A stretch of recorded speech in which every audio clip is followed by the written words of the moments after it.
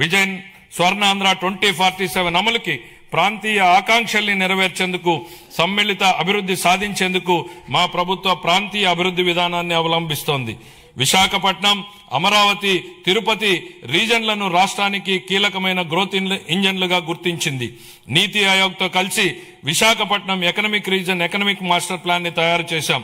శ్రీకాకుళం, పార్వతీపురం, మన్యం, విజయనగరం, విశాఖపట్నం, అల్లూరి సీతారామరాజు, అనకాపల్లి, పోలవరం, కాకినాడ, తూర్పుగోదావరి, doctor BR Ambedkar Konaseema జిల్లాలు దీని పరిధిలోకి వస్తాయి. దీనిలో మొత్తం 7 గ్రోత్ డ్రైవర్లు ఉన్నాయి. మ్యానుఫ్యాక్చరింగ్, సర్వీసెస్, మౌలిక వసతులు, పట్టణీకరణ, వ్యవసాయ రంగాల్లో 41 హై ఇంపాక్ట్ ప్రాజెక్టులు ఏర్పాటైతాయి.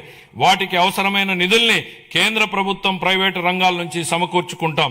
మెట్రో రైలు ప్రాజెక్టులతో సహా ఈ విశాఖ ఎకనామిక్ రీజన్ కి సంబంధించి సుమారు 28,000 కోట్ల రూపాయలతో ప్రాజెక్టులు ప్రతిపాదనలు సమర్పిస్తున్నాం.